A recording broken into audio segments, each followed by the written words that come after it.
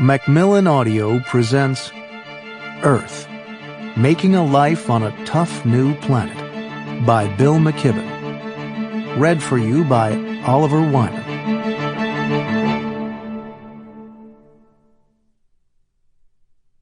Preface. I'm writing these words on a gorgeous spring afternoon, perched on the bank of a brook high along the spine of the Green Mountains, a mile or so from my home in the Vermont mountain town of Ripton.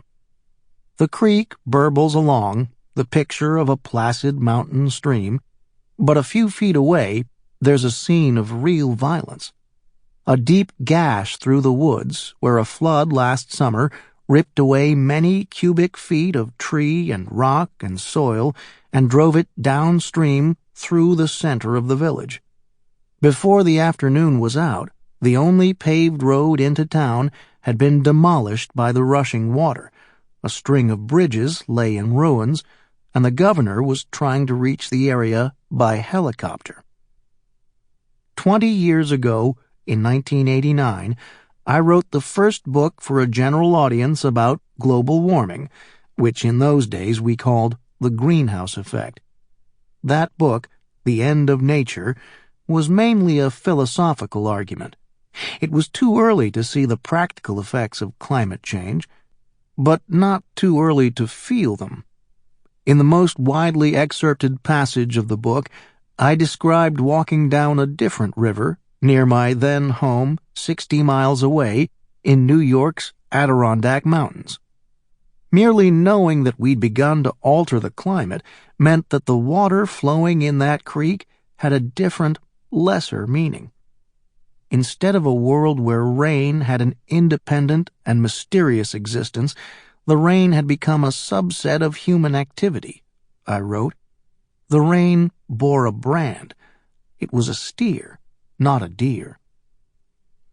Now, that sadness has turned into a sharper-edged fear. Walking along this river today, you don't need to imagine a damned thing.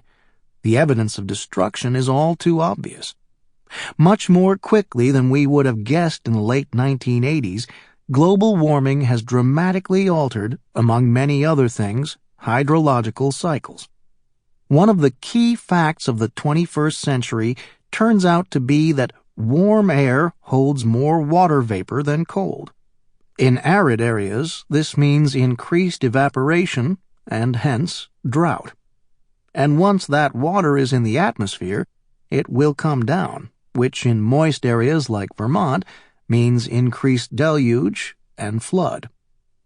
Total rainfall across our continent is up 7%, and that huge change is accelerating. Worse, more and more of it comes in downpours. Not gentle rain, but damaging gully washers. Across the planet, flood damage is increasing by 5% a year. Data show dramatic increases, 20% or more, in the most extreme weather events across the eastern United States, the kind of storms that drop many inches of rain in a single day.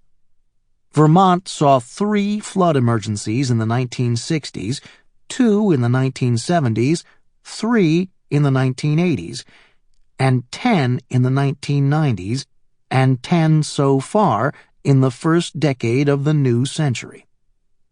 In our Vermont town, in the summer of 2008, we had what may have been the 2 largest rainstorms in our history about 6 weeks apart.